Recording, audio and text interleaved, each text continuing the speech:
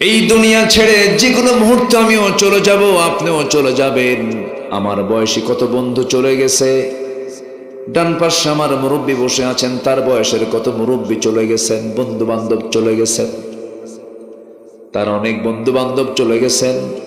এই মুহূর্তে আমার এক বন্ধুর কথা মনে হলো, খুব সুন্দর তেলাওয়াত তার ছিল, তার দুটো ছেলে আছে, আর্মিতে চাকরি করতো, জিয়াউর রহমান নাম, সুন্দর কণ্ঠ ছিল তার। আমি জানি না, কয়েক মাস আগে আমাকে বলল, ফোন দিয়ে জানিয়ে বলল তার ক্যান্সার হয়েছিল, ইন্তেকাল হয়ে গেছে। আমার মতো বয়সী একজন মানুষ। আমিও যাব, আপনিও যাবেন, কেউ বাঁচার জন্য আসি নাই। কিন্তু সবচেয়ে বড় বিষয় হলো, সবচেয়ে বড় চ্যালেঞ্জ হলো, আমি কি নিয়ে যাচ্ছি আল্লাহর সামনে। আমাকে তো যেতেই হবে, আল্লাহর সামনে দাঁড়াতেই হবে, কোনো মাফ নাই। Everybody must be faced before the day of resurrection. প্রত্যেকটা বান্দা কি আল্লাহর সামনে হাজিরা দিতেই হবে। কি নিয়ে যাচ্ছি আমি, কি আমলনামা নিয়ে যাচ্ছি, এটাই হলো সবচেয়ে বড় চ্যালেঞ্জ। এই জন্য দুনিয়া চাবো না আখেরাত চাবো? আমরা বলেন, কি বলেন? দুনিয়া না আখেরাত? দুনিয়া না আখেরাত? আখেরাত। আখেরাতের ভয় একজন মানুষকে ভালো করতে পারে, প্রশাসনের ভয় দেখায় মানুষকে কখনো ভালো করা যাবে না। আল্লাহর ভয় একমাত্র মানুষকে ভালো করতে পারে। আল্লাহ রাব্বুল আলামিন বলেন, ও বান্দা তুমি আমার কাছে চাও, কেমন করে চাইবা? রব্বানা আতিনা ফিদ দুনিয়া হাসানাতাও ওয়া ফিল আখিরাতি হাসানাতাও ওয়া কিনা আযাবান নার وجعلنا الجنة مع الأبرار। জোরে বলুন আল্লাহু আকবার। এখানে কি দুনিয়া আছে? আছে দুনিয়া? আছে। দুনিয়া লাগবে তো একটু কান লাগাবেন। দুনিয়ার সমস্ত কাজগুলো যদি দুনিয়াতে থেকে যদি আমরা কোরআন মতো করে, ইসলামের মতো করে যদি আমরা সুন্দর করে সাজায় নেই, আল্লাহ রাব্বুল আলামিন বলছেন, বান্দা আমি তোর সমস্ত আমলগুলোকে আমি ইবাদত বলে গণ্য করে নেব। পৃথিবীর কোনো কাজ ইসলামের বাইরে নেই। ইসলাম তেমন একটা বিধানের নাম, হাতের 10টা আঙ্গুলের নখ যে আপনি কাটবেন, কোন নখটা আগে কাটবেন, কোন নখটা পরে কাটবেন, সেই বিধানও ইসলাম বলে দিয়েছে। ভালো হওয়ার জন্য বেশি আমল লাগে না। এক সাহাবী নবীর সামনে দাঁড়িয়ে বলছেন, ইয়া রাসূলুল্লাহ, আমি বেশি আমল করতে চাই না, আপনি আমাকে একটা আমল শেখায় দেন। আমার রাসূল বললেন, তুমি কি আমল করতে চাও? বলে, হুজুর আপনি আমাকে শেখায় দেন একটা আমল, আমি একটার বেশি দুইটা করব না। রাসূল বললেন, শোনো, একটা আমল শুধু আমি তোমাকে শেখায় দিলাম, আজকে থেকে মৃত্যুর দিন পর্যন্ত একটা মিথ্যা কথাও বলবা না। যাও, কি বলবা না? মিথ্যা কথা বলবা না। আল্লাহ বলছেন, মিথ্যা ছাড়ো, আমি তোমার সমস্ত আমলগুলো ঠিক করে দেব, সমস্ত গুনাহ মাফ করে দিয়ে সম্মানজনক জান্নাত দিয়ে দেব। কার কথা? আল্লাহর কথা। সেই মিথ্যা আমার দেশে প্রত্যেকটা উঠতে বসতে চলতে ফিরতে মিথ্যা আছে না নাই? ইমানদারের বৈশিষ্ট্য এগুলো নয়। মুনাফিকদের বৈশিষ্ট্যের ভিতরে 1 নম্বর বৈশিষ্ট্য হলো তারা মিথ্যাবাদী হবে। ইন্নাল মুনাফিকিনা লাকাযিবুন। আর মুমিনদের বৈশিষ্ট্য হলো ওয়াল্লাযীনা হুম লিআমানাতিহিম ওয়া আহদিহিম রাউন ওয়াল্লাযীনা হুম আলা সালাওয়াতিহিম ইউহাফিযুন উলাইকা হুমুল ওয়ারিসুন الذين يرثون الفردوس هم فيها خالدون। জোরে বলুন আল্লাহু আকবার। ইমানদারদের গুণ হলো তারা কখনো আমানতের খেয়ানত করবে না, ওয়াদা ভঙ্গ করবে না, নামাজের ব্যাপারে তারা যত্নশীল হবে, খুব যত্নবান হবে। এগুলো হলো মুমিনদের বৈশিষ্ট্য। মুনাফিকের বৈশিষ্ট্য হলো ওয়াদা ভঙ্গ করবে, আমানতের খেয়ানত করবে, মিথ্যা কথা বলবে, এবং যখন সারতে না পারবে তখন গালিগালাজ পারবে, মুখ থেকে বেফাস কথাবার্তা বলবে। এই সমস্ত বদগুণ আছে যার, সেই হলো মুনাফিক। বলেছেন মুহাম্মদ সাল্লাল্লাহু আলাইহি ওয়াসাল্লাম। আল্লাহ তাআলা মুনাফিককে চেনার জন্য সূরা মুনাফিকুন দিয়েছেন, কাফিরকে চেনার জন্য সূরা কাফিরুন দিয়েছেন, মুমিনকে চেনার জন্য সূরা মুমিনুন দিয়েছেন। আমরা কাফিরদের কাতারে যেতে চাই না, মুনাফিকদের কাতারেও যেতে চাই না। আমরা কাদের কাতারে থাকতে চাই? মুমিনদের কাতারে থাকতে চাই, ইমানদারদের কাতারে থাকতে চাই। ইমানদারের কিছু গুণ আমার আপনার মধ্যে না থাকলে পরে আমি ইমানের দাবি করব কেমনে? যতগুলো গুণ আছে এর মধ্যে এক নম্বর গুণ হলো ইমানদার আজান শোনার সঙ্গে সঙ্গে কোথায় যাবে? আসতে বলবেন না, কোথায় যাবে? আমার দেশে নামাজি বেশি না বেনামাজি বেশি? নামাজি বেশি না বেনামাজি বেশি? মসজিদ আগের চাইতে কমছে না বাড়ছে? কাঁচা না পাকা? সাধারণ পাকা না টাইলস? এই যে টাইলস আছে না, এসি না নন এসি? এসি। মসজিদগুলো পাকা পাকা হয়ে গেছে, শীতাতপ নিয়ন্ত্রিত হয়ে গেছে, কিন্তু আসলে মুসল্লির খবর নাই। ফজরের সময় যখন আজান দিয়ে দেয় মুয়াজ্জিন, নামাজের মধ্যে শ্রেষ্ঠ মুহূর্ত হলো ফজর। বুরিকালি উম্মতি ফি বুকুরিহা, আমার রাসূল বলেছেন আমার উম্মতের সবচেয়ে বরকতময় সময় হলো ফজরের নামাজ। কিন্তু জাতি ফজরের সময় কি করে? কি করে? ঘুমায়। আমার দাদার যুগে এগুলো ছিল না, আমার দাদা দাদিরা আগেই উঠেছেন।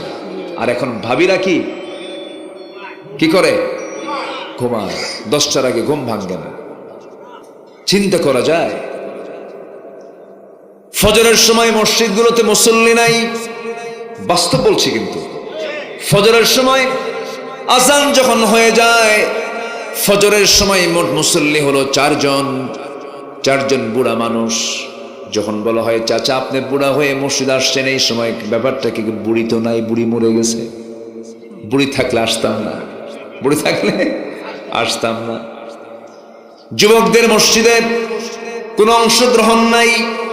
ফজরে 3-4জন মুসল্লি খুঁজে পাওয়া যায়, কিন্তু একটা আদর্শ গ্রামের, একটা আদর্শ সমাজের বৈশিষ্ট্য হলো জোহরের মুসল্লি বেশি হবে না ফজরের মুসল্লি বেশি হবে? বলেন বলেন। ফজরের মুসল্লি বেশি হবে। এগুলো হচ্ছে ইমানদারের লক্ষণ, মুসলিম সমাজের লক্ষণ, ইমানদার সমাজের লক্ষণ। এই জন্য আমরা আজকের মাহফিলে যারা এসেছি সবার কাছে আমার একটা আবেদন থাকবে, আপনি যে সমাজের বাসিন্দা, আপনি যে গ্রামের বাসিন্দা, আপনি যে পরিবারের মানুষ, আপনার জন্য সবচেয়ে বড় একটা কাজ হবে, প্রথম দাওয়াত হবে সবাইকে নামাজের দাওয়াত দেওয়া। কিসের দাওয়াত দেওয়া? নামাজের দাওয়াত দেওয়া।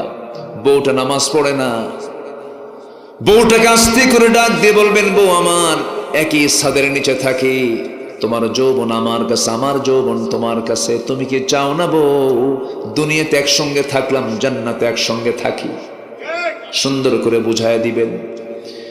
সন্তানগুলোকে ডাক দিবেন, সন্তানরা এদিকায়, বাসাধন কলেজার টুকরা এদিকায়, বুকের মধ্যে জড়িয়ে ধরে চোখের পানি ফেলে কেঁদে বলবেন, বাপরে দুনিয়ার জিন্দেগিতে তুই আমার সন্তান, তুই আমার মেয়ে, তুই বেপরদায় চলবি, আমার গুনাহ হবে। তুই আল্লাহর হুকুম মানবি না, আমি গুনাহগার হয়ে যাব। তুই কি চাস না আমার সন্তান জান্নাতের মধ্যে একই সঙ্গে আমরা বাজার করব? হ্যাঁ চাই। সুন্দর করে বলবেন। এটাই হচ্ছে আখিরাতের প্রস্তুতি। আখিরাতকে সুন্দর করার জন্য দুনিয়াতে ইসলাম দিয়ে আমার জীবনকে সুন্দর করে ঢেলে সাজাতে হবে।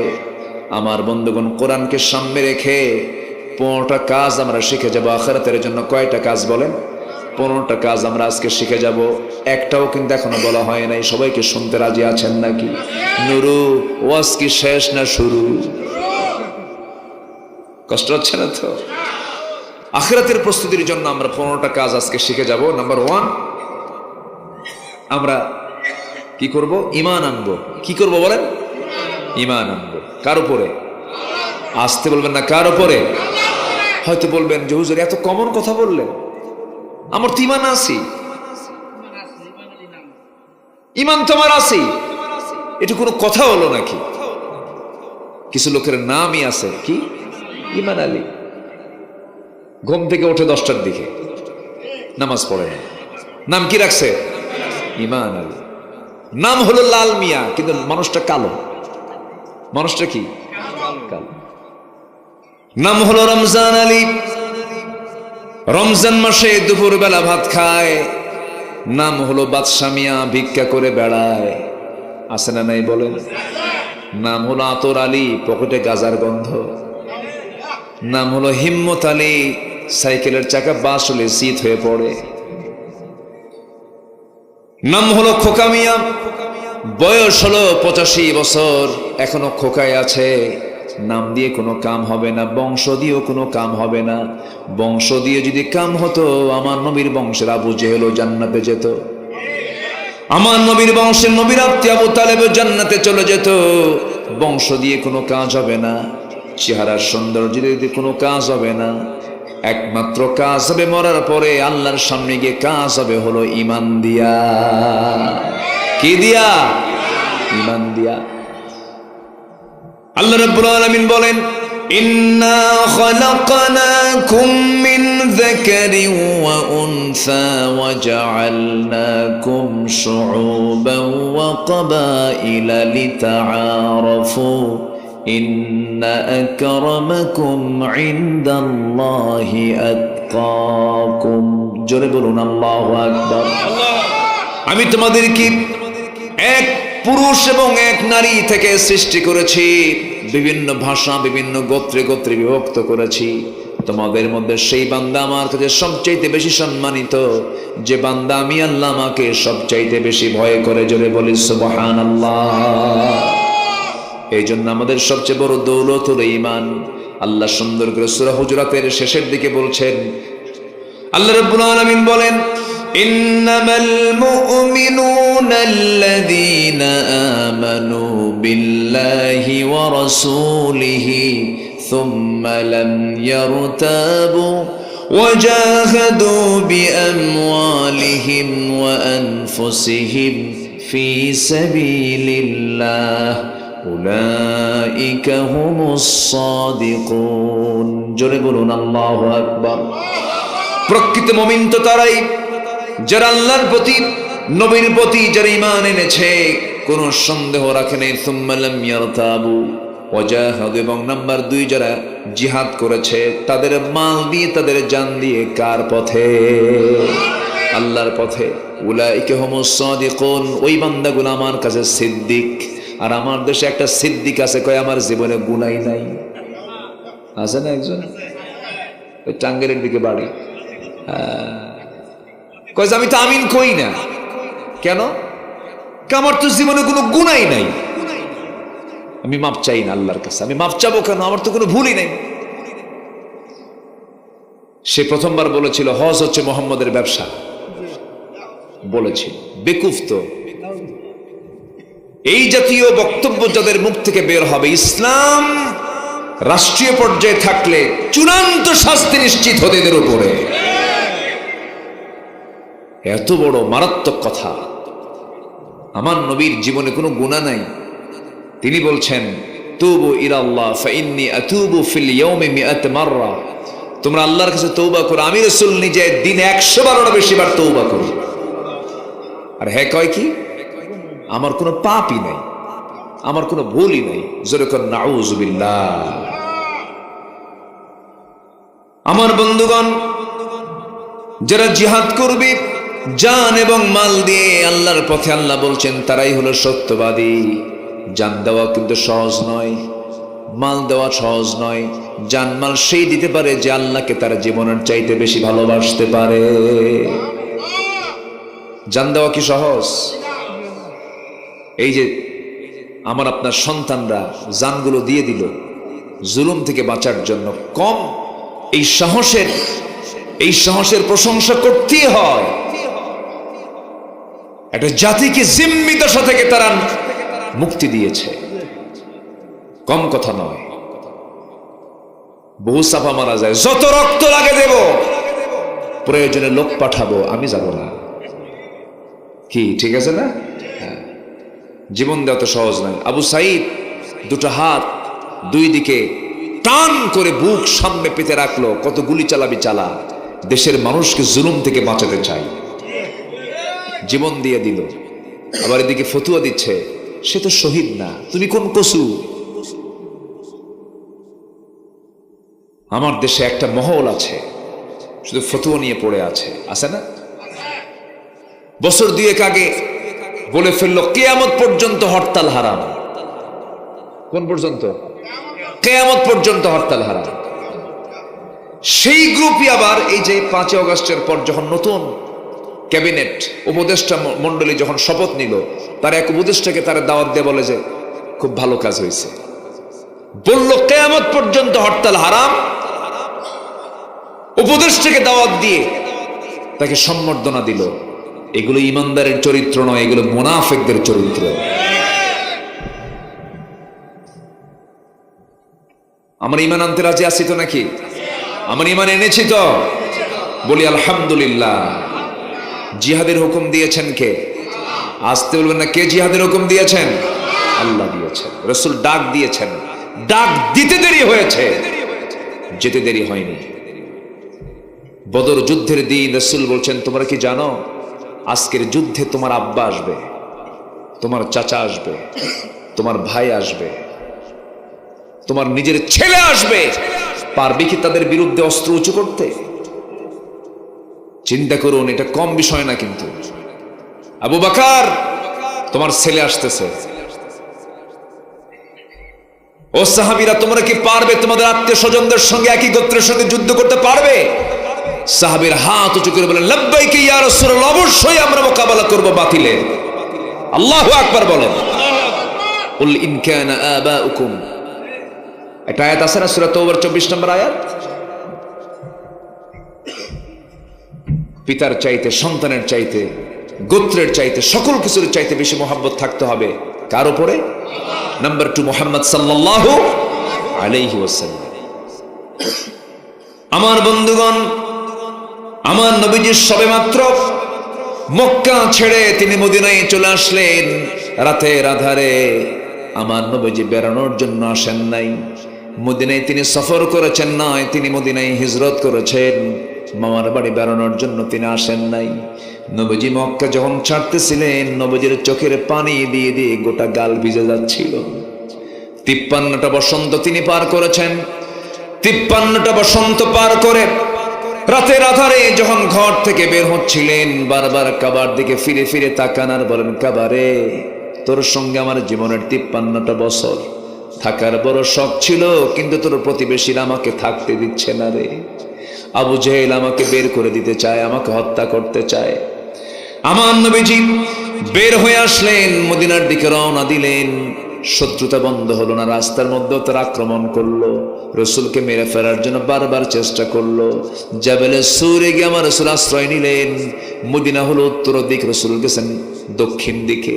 আহা, জাবেলে সুরে গিয়ে আশ্রয় নিয়েছেন।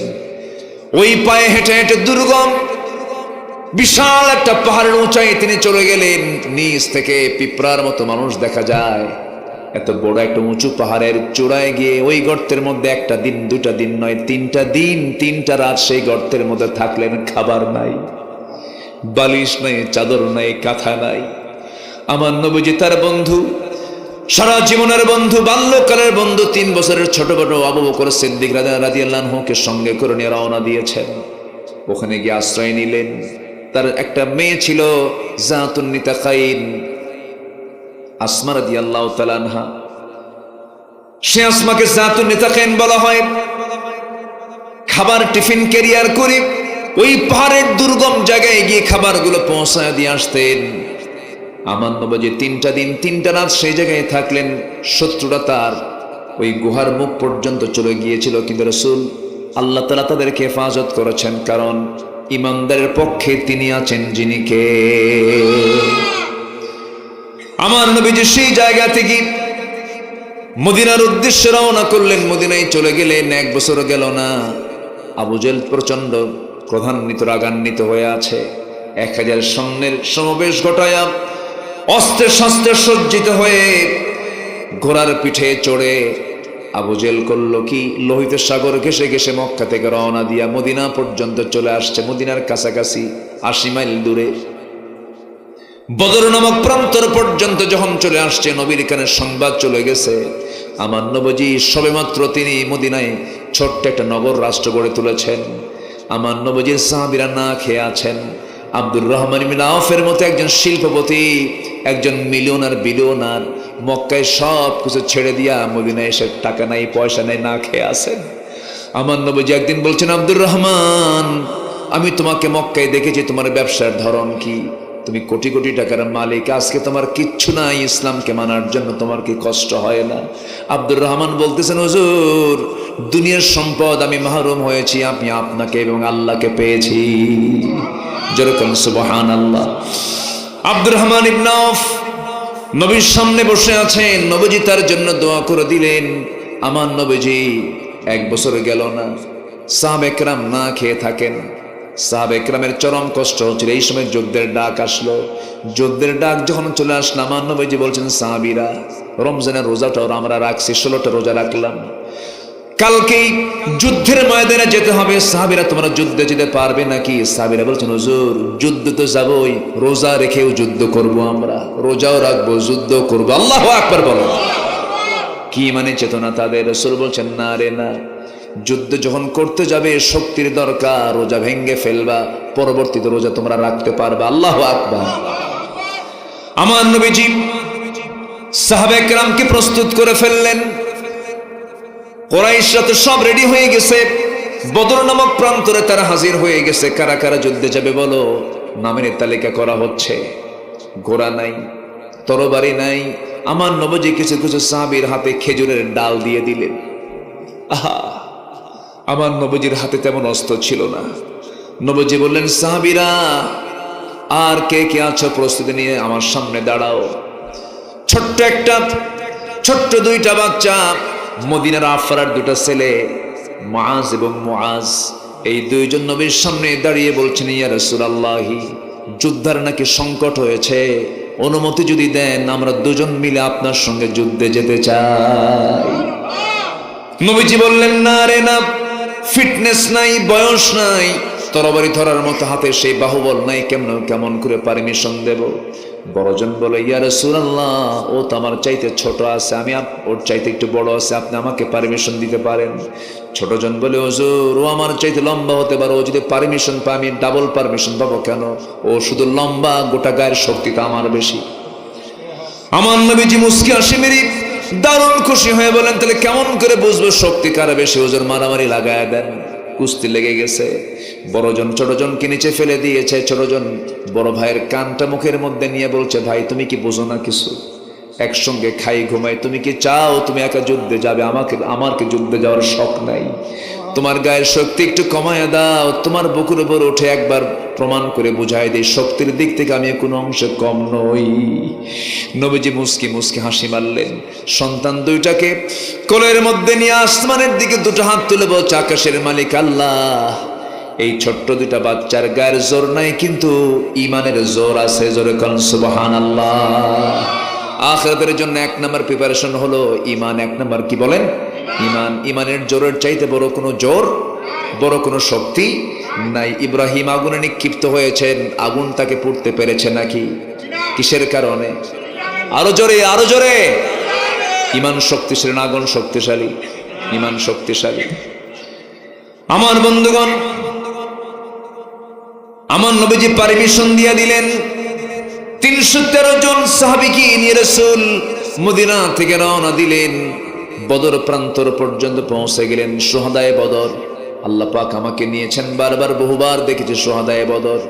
সেখানে 13 জন সাহাবীর লাশ, 13 জন সাহাবীর কবর সেখানে আছে। উহুদে 70 জন সাহাবীর কবর সেখানে আছে। ইতিহাসের সাক্ষী। আল্লাহু আকবার বলেন।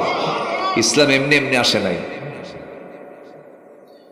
আমার বন্ধুগণ, আমার নবীজি বদর প্রান্তরে 313 জন সাহাবী নিয়ে যখন পৌঁছে গেলেন, যুদ্ধ শুরু হয়ে যাবে। আমার নবীজি সাহাবা একরামকে স্থানগুলো, জায়গাগুলো সিলেকশন দিয়ে দিলেন।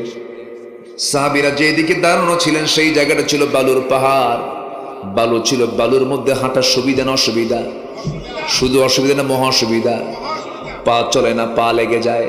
সাহাবীরা বলছেন, ইয়া রাসূলুল্লাহি, এই বালুর মধ্যে আমরা হাঁটতে পারতেছি না, দারুণ কষ্ট হচ্ছে, কদমটা মজবুত হচ্ছে না। আমরা আসলাম আল্লাহর পথে যুদ্ধ করতে, আপনি আল্লাহর কাছে একটু দোয়া করুন। আমার নবীজি আসমানের দিকে তাকায় আল্লাহকে লক্ষ্য করে বলছে, আল্লাহ, আমার এই দুর্গম পথে আসা সাহাবীদের বড় কষ্ট হয়, তুমি আল্লাহ তোমার সাহায্য নাজিল করো। আকাশে এক খণ্ড মেঘ জমা হয়ে গেল, এত সুন্দর বৃষ্টি হলো, প্রচন্ড গরম আবহাওয়া, সুন্দর ঠান্ডা হয়ে গেল। বালুর উপরে যখন পানি পড়ে তখন বালু কি আর বালু থাকে না, শক্ত হয়ে যায়, শক্ত হয়ে যায়। সাহাবে কেরামদের কদম মজবুত হয়ে গেল।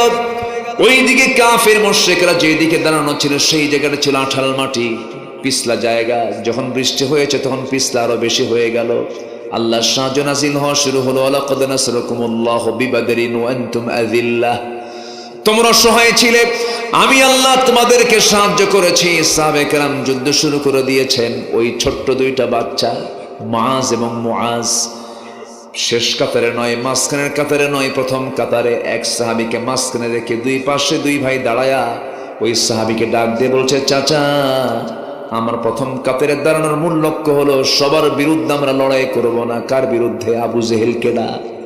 আল্লাহু আকবার বলবেন না? আবু জেহেল কোথায়? সাহাবী আশ্চর্য হয়ে বলছে, আবু জেহেল দিয়ে কি করবা? ছোট্ট দুইটা বাচ্চা বলতেছে, আমরা শুনেছি আবু জেহেল নাকি রাসূলকে সবচাইতে বেশি কষ্ট দিয়েছে, আমাদের প্রাণের চেয়ে প্রিয় রাসূলকে যে বেশি কষ্ট দিয়েছে, আজকে তার আমরা জানে বাঁচাবো না, শেষ করে দেব, একটু চেনায় দাও তো। সঙ্গে সঙ্গে বলে ফেলতেছে, ওই যে গোড়ার পিঠে বসে আছেন, চতুর্দিকে সৈন্যরা তাকে পাহারা দিচ্ছে, ওটাই হলো কাফেরদের লিডার। বলতে দেরি হয়েছে, যেতে দেরি হয় না, সিংহের মতো গর্জন দিয়া বাজ পাখির মতো উড়ন্ত হয়ে ছোট্ট দুইটা বাচ্চা, 11 বছরের 13 বছরের ছোট্ট বাচ্চা, নাবালক বাচ্চা, আবু জেহেলকে টার্গেট করে রওনা দিয়েছে, ছোট্ট তরবারি হাতের মধ্যে। কাফেররা টের পায় নাই এটা কোন গ্রুপের সদস্য ঢুকে গেছে, তাদের মধ্যে ছোট মানুষ কেউ টের পায় নাই। আবু জেহেল গোড়ার পিঠে বসে আছে, দুই দিকে দুই পা ছেড়ে দিয়া, মুআজ দুই পাশে তারা পজিশন নিয়ে দাঁড়ায় গেছে। আল্লাহু আকবার আওয়াজ দিয়ে দুইজন সজোরে আবু জেহেলের দুই পায়ে যখন আঘাত করেছে, আবু জেহেল ওই যে ঘোড়ার পিঠ থেকে জমিনে ধরাশয়ী হয়ে পড়ে গেছে। কোমর সোজা করে আবু জেহেল আর কোনোদিন দাঁড়াতে পারে নাই। কিন্তু কাফের মুশরিকরা বড় ভাই মুআজকে ধরে ফেলে দিল। পিছন দিক থেকে একজন এসে তার ডান হাতে তরবারির একটা আঘাত মেরে দিল, ডান হাতে থাকা তরবারি ছিটকে গিয়ে পড়ে গেল। বাম হাতে তরবারি নাই, তরবারি পড়ে গেছে। দৌড় মেরে গিয়ে বাম হাতে তরবারি উঠায় নিয়েছেন বড় ভাই।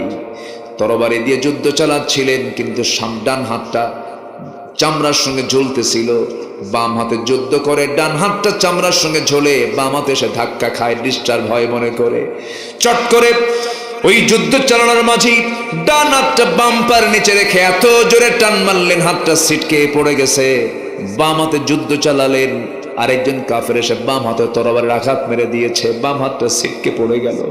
যুদ্ধ করবে কেমনে, তরবারি ঝনঝন করে পড়ে গেল। একজন কাফের এসে মস্তক আঘাত করলো, গর্দান আঘাত করলো, মস্তকটা ছিটকে পড়ে গেল। বড় ভাই মুআজ দুনিয়া থেকে বিদায় হয়ে দুনিয়াবাসীকে জানায় দিল, দুনিয়ার মুসলমানরা জেনে রেখে দিও, আল্লাহর জমিনে দিন কায়েমের জন্য এমন করে আল্লাহর পথে জীবন দিতে হয়। জোরে কোন সুবহানাল্লাহ।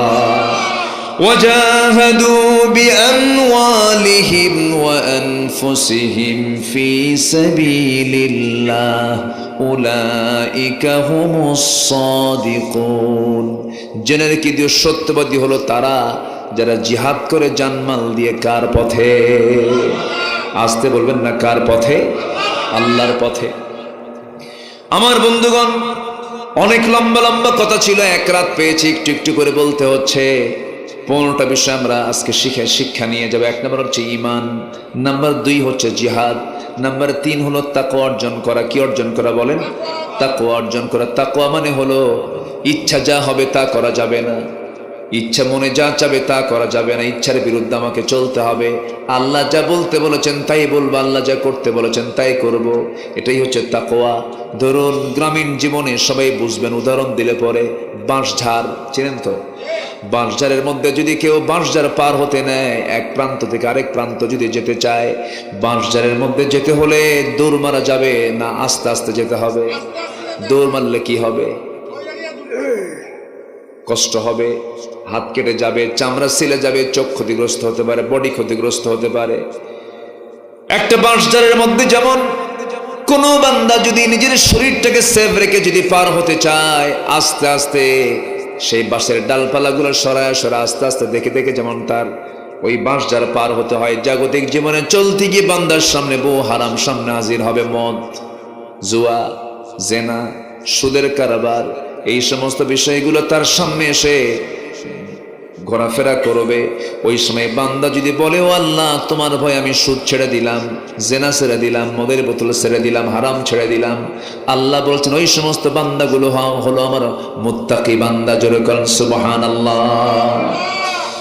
আমার বন্ধুগণ, নাম্বার 4 হলো ন্যায় প্রতিষ্ঠা এবং সদাচার যার মধ্যে থাকবে তারাই হলো আমার আখিরাতের প্রস্তুতি নেওয়া বান্দা। আল্লাহ বলছেন, ইন্নাল্লাহা ইয়া'মুরু বিল আদলি ওয়াল ইহসান ওয়া ইতা'i যিল কুরবা ওয়া ইয়ানহা আনিল ফাহশাই ওয়াল মুনকারি ওয়াল বাগি ইয়া'iদুকুম লা'আল্লাকুম তাযাক্কারুন। জোরে বলুন আল্লাহু আকবার। সূরাতুন নাহাল আয়াত নম্বর 90। এই আয়াতটা এত গুরুত্বপূর্ণ আয়াত, গোটা কোরআনের মধ্যে সবচেয়ে ব্যাপক অর্থবোধক আয়াত হচ্ছে আয়াতটা। খুতবা আছে যেখানে আয়াতের তেলাওয়াত আছে, সেখানে জুমার খুতবায় এই আয়াতের তেলাওয়াত আছে না নাই? আছে। অনেক বড় বিস্তৃত আয়াত এটা। ন্যায় প্রতিষ্ঠা করা আখিরাতের কাজ।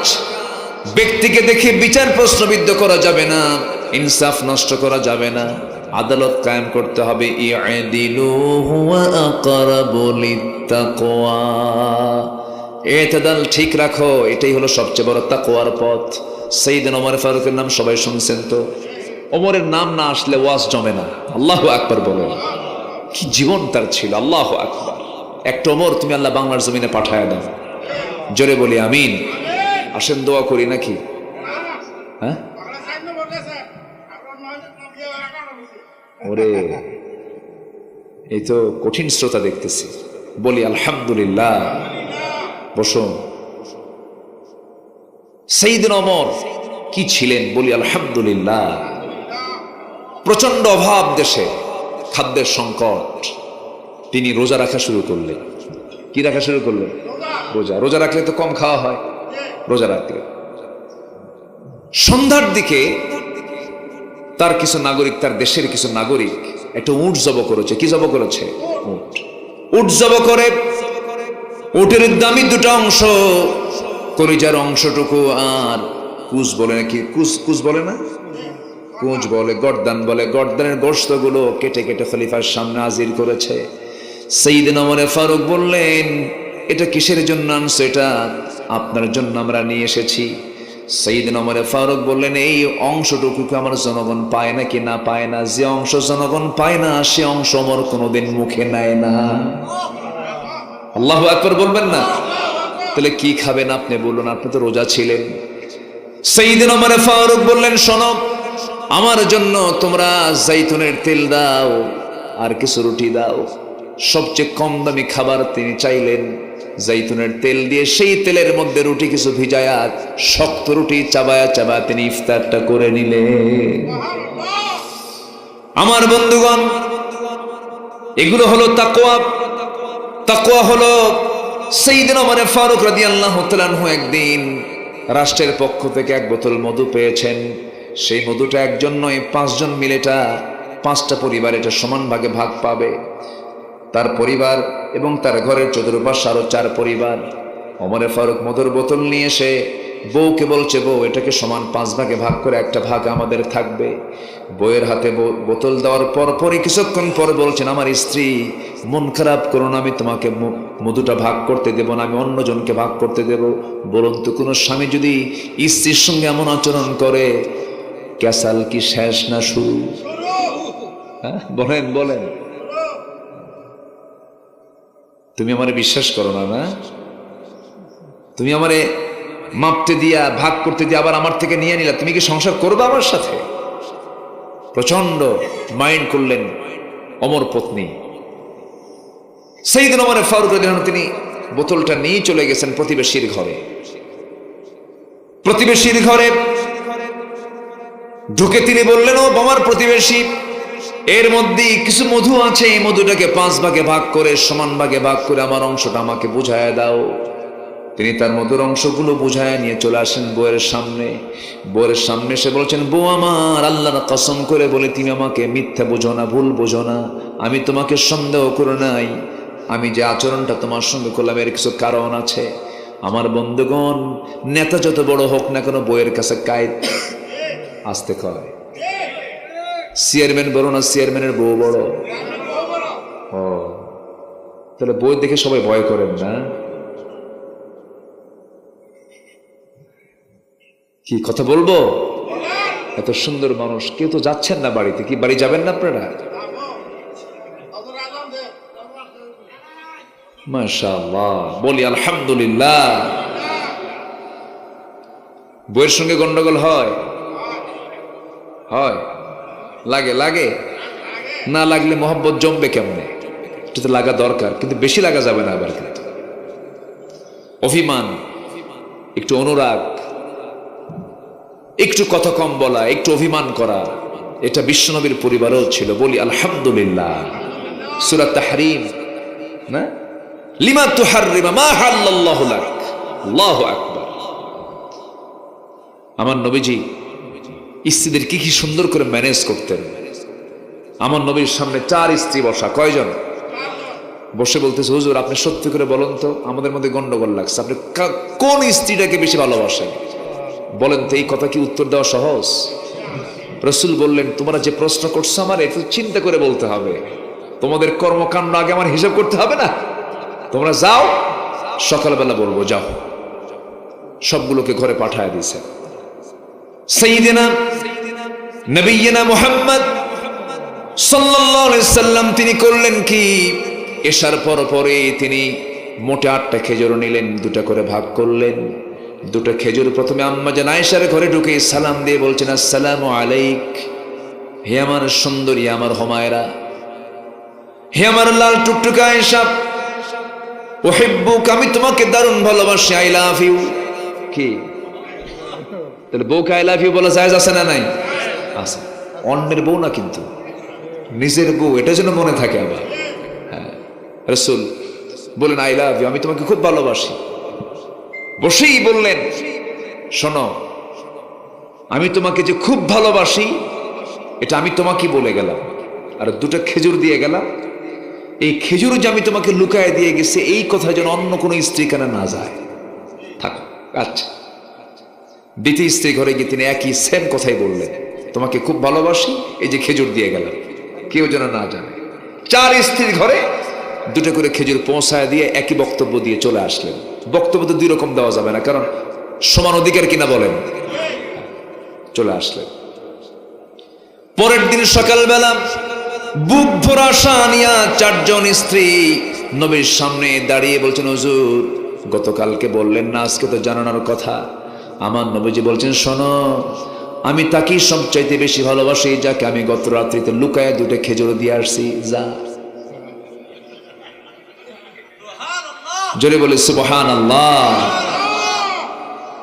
বিশ্বনবী স্ত্রীর সামনে দাঁড়িয়েছেন, স্বামী হয়ে গেছেন। যুদ্ধের সামনে দাঁড়িয়েছেন, যুদ্ধে সেনাপতি হয়ে গেছেন। মসজিদে ইমাম হয়ে গেছেন। বিচারালয়ে বিচারপতি হয়ে গেছেন। কি চরিত্র! সেই নবীর নেতৃত্ব না মেনে, নবীকে লিডার না মানায়া এই বিড়িওয়ালা নেতা আমার নেতা হতে পারে? হ্যাঁ, বিড়ি খায়, গাঁজা খায়, শীত হয়ে পড়ে থাকে। যে নেতা নামাজের কথা বলে না, যুবকরা সাবধান হও। যে নেতা তোমার হাতে মদের বোতল তুলে দেয়, নারীকে তুলে দেয়, সেনার জন্য উৎসাহ দেয়, ওই সমস্ত নেতৃত্বের মুখে জুতা মারো, থুতু মারো। সব দেখছি আমরা। কোন প্রতারণার ফাঁদে আমরা আর পা দেব না।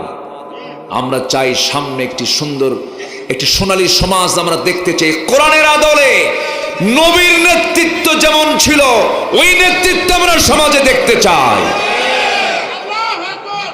আল্লাহ কবুল করুন, জোরে বলে আমিন। সম্মানিত ভাইয়েরা, সম্মানিত বন্ধুগণ, ন্যায় প্রতিষ্ঠা করা। নাম্বার 5 হচ্ছে দ্বীনের সঠিক এলেম অর্জন করা। যে জ্ঞানী হয় না সে তো অসহায়, সে তো এতিম। চোখ যার চলে গেছে সে অন্ধ নয়, যে জ্ঞান অর্জন থেকে মাহরুম সে হলো প্রকৃত অন্ধ। ঠিক কিনা? এই জন্য জ্ঞান অর্জনের দরকার আছে না নাই?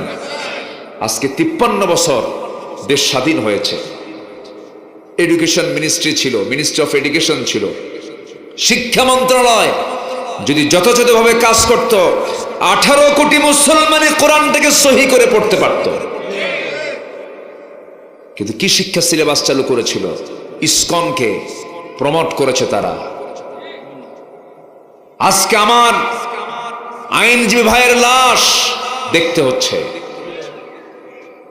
চট্টগ্রামের লোহাগাড়ায় বাড়ি তার স্ত্রীর গর্ভে 3 মাসের অন্তঃসত্ত্বা, 3 মাসের সন্তান তার স্ত্রীর গর্ভে। ছোট্ট একটা মেয়ের বয়স 3 বছর, বাসায় রেখে বলতেছে, মা তুমি থাকো, তোমার জন্য চকলেট আনবো এবং তোমার সঙ্গে দুপুরে খাবার খাবো। আর বাড়িতে ফেরা হয়নি। সেই ছোট্ট মেয়েকে সান্ত্বনা দেবে কে? এরপরে ওই অন্তঃসত্ত্বা, ওই যে 3 মাসের শিশু মার পেটে আছে, সন্তান পৃথিবীতে আসার আগেই বাপ দুনিয়া থেকে বিদায় হয়ে চলে গেল। এটা অপ্রত্যাশিত, এটা আমরা এগুলো চাই নাই, এটা আমাদের এক্সপেক্ট ছিল না। কিন্তু এই শত্রুতা, এই ষড়যন্ত্র আমাদের রুখানোর, আমাদের রুখে দাঁড়ানোর দরকার আছে না নাই? বলেন তো, রুখে দেবার দরকার আছে না নাই? আচ্ছা, আমরা সজাগ থাকবো, সতর্ক থাকবো। এই জন্য সবচেয়ে বড় অস্ত্র হচ্ছে জ্ঞান। সবচেয়ে বড় অস্ত্র কি? জ্ঞান। আমরা জ্ঞানবান হব। জোরে বলি ইনশাআল্লাহ, আর জোরে বলি ইনশাআল্লাহ। আমার বন্ধুগণ, নাম্বার 6 হলো, 5টা বলে ফেলেছি, নাম্বার 6 হলো সেই সমস্ত বান্দাগুলো যারা আখিরাতের প্রস্তুতি নেবে, তাদের 6 নাম্বার কাজ হলো তারা ধৈর্যশীল হবে। তারা কি হবে বলেন? ধৈর্যশীল হবে। বলুন তো ভাই, নামাজ আগে না ধৈর্য আগে? বলেন, ধৈর্যই তো আগে। কিছু মুসল্লি আছে নামাজই তো হয় না, ইমামকে খেলে লোকমা মারে। নামাজ যদি একটু লম্বা করে পিছন থেকে লোকমা দেয়, আছে না? এরকম আছে না? আছে না? জুমার খুতবা দেয় ইমাম সাহেব 1:30টার দিকে, 1:32 বেজে গেছে। ঘড়ি দেখার দায়িত্ব কার? যিনি খতিব তিনি তো ঘড়ি দেখবেন, তাই না? আর এখন ঘড়ি দেখে কারা? দেখার কয়, হুজুর আপনার কি হুঁশ নাই? আছে কিনা? ওটা কি আদব মুসল্লি না বেয়াদব মুসল্লি? ওটা ঘড়ি দেখবেন খতিব 2-1 মিনিট বেশি হতেই পারে।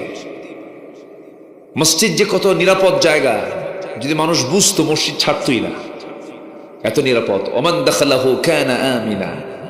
হ্যাঁ, আল্লাহর ঘরে যারা ঢুকবে তারা নিরাপত্তা পেয়ে যাবে। আল্লাহু আকবার বলেন।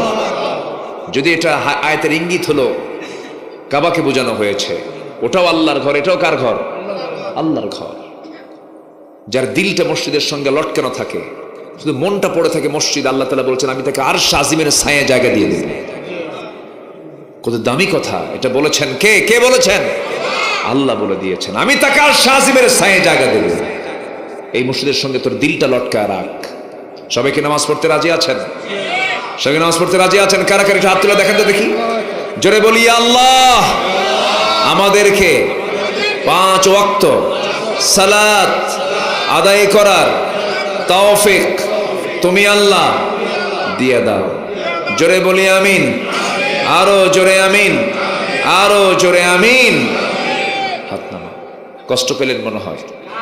তাহলে ধৈর্যের দরকার আছে না নাই? বিয়ে আগে না ধৈর্য আগে?